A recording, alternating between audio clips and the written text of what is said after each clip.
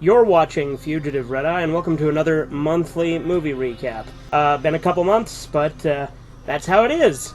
A lot of these movies were seen in December, hence why there will be a Christmas motif for a lot of them. Well, two of them, actually, not a lot of them, but whatever. Point is, we're back with another movie recap. So, first movie we're going to talk about is Santa's Slay, S-L-A-Y. It's a slasher movie where Goldberg plays Santa Claus and beats the shit out of people and kills them. It's really funny. It's definitely, like, hammed up, like, it's not taking itself too seriously. It's a lot of fun. It's a movie that I think is better in the earlier parts. Later on, it becomes a little bit less entertaining when the grandpa's like an angel that has to fight Santa and stuff. The best parts of the movie are just Santa killing people. Also, Santa is, like, really pagan in his depiction in this, which is pretty cool. Instead of having a reindeer, he has a bison. He's also constantly making quips and one-liners when he's killing people.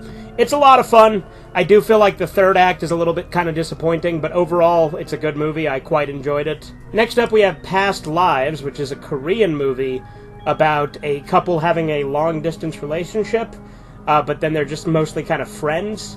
But then the guy eventually goes out to see the lady, but she's been married for several years at this point.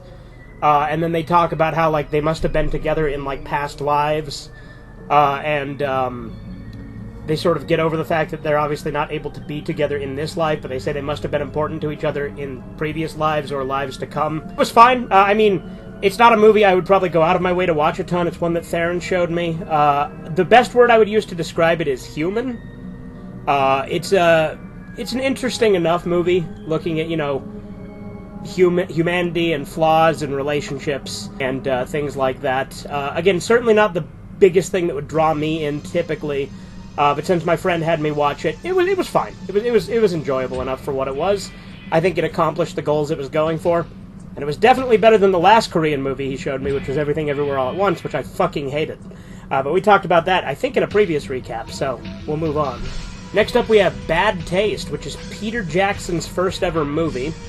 Now, I had no idea what this movie was about. It's one of the most unique alien invasion movies I've ever seen, because it has these aliens take the forms of people with blue shirts that then eat actual humans, but they have a true form that's hidden under their human skin. It's very gory, over the top, and cheesy. It's very fun. It definitely is a lot more in line with his earlier movies, you know, things like Meet the Feebles and Dead Alive, I assume, which I have not seen. Dead Alive, also known as Brain Dead, but I'm sure when I do I'll talk about it. Peter Jackson himself is in it, and he gets a chainsaw. He also, like, has his brain, like, falling out of his skull, and he keeps, like, putting it back in. But once he gets a chainsaw, it's really fucking cool. He just starts chainsawing aliens left and right. It's really fucking cool.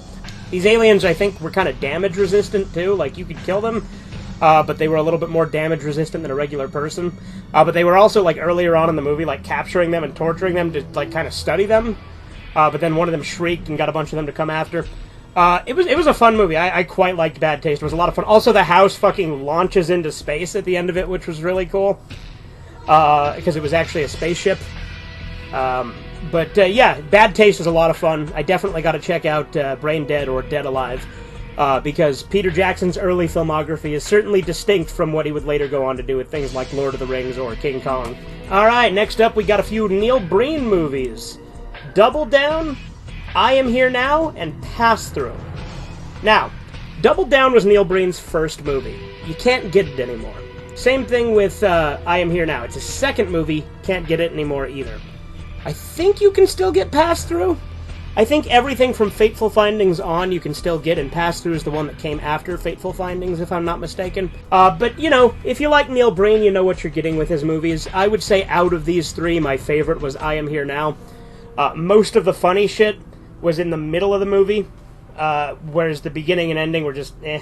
There's a lot of funny shit in I Am Here Now. It's definitely the funniest of these three. Double Down was probably my least favorite, although Pass Through is not that it's not that much better. Like, again, Neil Breen's movies are bad. That's why you watch them, because of terrible acting, terrible special effects, just everything terrible and low budget, and fun, right? Like, that's why you watch it. It's just so bad it's a good thing. That's what you know what you're getting into when you're watching Neil Breen. He's literally God in I Am Here Now, but he's also, like, cyber god, but the cyber aspect of him has nothing to do with anything. Like, he just has, like, computer chips on him, but they don't fucking do anything with that. Double Down, he's just a guy who's, like, living a double life between being, like, an evil, like, domestic terrorist, basically, where he's, like, taking down entire power grids and, like, poisoning people.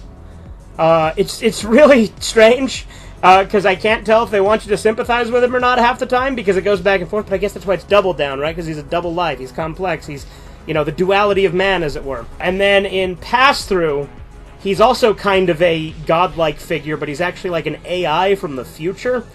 But he mistakes light years for a measure of time rather than distance, because he says he's from 1,000 light years in the future. As with always, Neil Breen tries to put his social commentary into these movies, and of course it's just as on-the-nose, unsubtle, and tone-deaf as ever. It's great. I love it. A lot of cheesy stuff, a lot of bad lines, a lot of Neil Breen making himself into God, in the case of I Am Here Now, literally. And also making himself, like, you know, really smart and know a bunch of things that he clearly doesn't know. Like, he always has to remind you how smart his characters are by having them know everything, when he clearly doesn't get how any of the technology the characters are using works. It's great. Again, if you know what Neil Breen is like, you know what you're getting into. It's a lot of fun. Next up, we'll talk about Christmas Evil, which I guess is technically a slasher movie, although I would say it's much more of a psychological movie. And it's a character that you sympathize with, a killer that you sympathize with. Because, you know, he saw his mom making out with Santa when he was a kid. And I think he saw them have sex. And that, like, fucked him up and then made him, like, obsessed with Santa and want to be Santa, which, strange effect that had, but okay. And then he works at a toy factory, and he starts, like, building better toys. He makes these metal ones that he can stab people with. Like, he doesn't kill a ton of people. He does give, like, bad kids a big bag of dirt. He also makes a really kick-ass Santa costume, way more badass than any other Santa costume I've seen. But he's just kind of crazy, and you feel for him. Like, he's not like a character that you really hate or think of as evil, which is why I think the title's a little odd. It was actually originally going to be called You Better Watch Out, but the movie ends with him, like, flying his Chevy Astrovan off a fucking, like, cliff, and it just flies into the air like Santa's sleigh. He paints it like Santa's sleigh as well. So it's just a whole lot of fun. The character's one you feel for. It's almost like a kind of a different take on Silent Night, Deadly Night with the way that Billy turned out in that first movie. Only with this one, it's kind of a different trigger. And it's also not quite as extreme because he doesn't kill quite as many people. I think he only kills, like 4 people, because he kills a few people in one area, and they're all a bunch of people who, like, fucked him over and were, like, terrible to him. His punishment for the kids that are bad is just literally giving them a bag of dirt. So, I mean, not exactly as, like, crazy as some of the shit Billy was doing with just killing anyone he deemed as naughty. But yeah, it was a lot of fun. I quite liked Christmas Evil. And then next up, the last movie we're going to talk about today is Blind Beast. Now, Blind Beast is a movie I've been meaning to watch for a while now. I have it here. There you go. I actually have the case of this one here. Can't see it that well because of the fucking glare. There you go. So this is, I believe this would be what considered a pink film. In fact, it's definitely a pink film. If you don't know what that is, that's basically Japanese softcore porn. Like, it's not quite porn, but it's pretty damn close. It's erotic. It's erotic without being pornographic. There you go. That's an easy way to put it. But this movie is about an amateur sculptor who takes on a job as a masseuse so he can kidnap a woman. And he's blind, by the way. He's blind, hence Blind Beast. And he kidnaps her so that he can feel her body and make sculptures out of it, right? And again, because he can't see, he uses his touch so that he can sculpt. And obviously, earlier on in the movie, this chick is, like, trying to get away. She's freaking out, because obviously she's been fucking kidnapped, right? And this guy wants to grope her, and she wants to leave. This guy also has his mom that's there, and she's helping him carry out this stuff. And he has this huge studio filled with all these other sculptures he's made of all these other women, which he had a job as a masseur, so he would feel them up like that. But I kind of get the impression that this maybe isn't the first chick that he's kidnapped. They never outright say that, but you kind of get the implication maybe he did do something like that. Either way, he was feeling up chicks while he was a masseur and making sculptures out of them. Now the movie progresses, and she's there with him. She tries to escape a few times. She tries to trick him. She gets him to accidentally kill his mother because she makes his mother jealous as a way to try and escape by making her go after him because she's flirting with him and making out with him and stuff like that, and making his mom jealous because him and his mom have a very strange relationship. And at the end, but then you think, oh no, she got his mom killed. So then after that, he snaps and he just takes her in and he rapes her. But then she starts to like it. They're in there for an extended period of time. I don't remember if they exactly say, but they're in there for a long time. And she starts to get into it, and they start like having a relationship, but they want to be isolated off from the rest of the world. And then she goes blind from being in his dark studio the whole time. That's not how that works, but whatever, we'll accept it for the sake of the movie. She goes blind too, and so they're both just in the dark, just constantly fucking, but then it becomes a lot more BDSM. She wants him to hurt her, and they start like beating each other and cutting each other and, you know, biting each other and stuff like that, and drinking each other's blood. And then, by the end of it, she has him cut off her arms and legs, and then stab her through the heart, and then kill himself.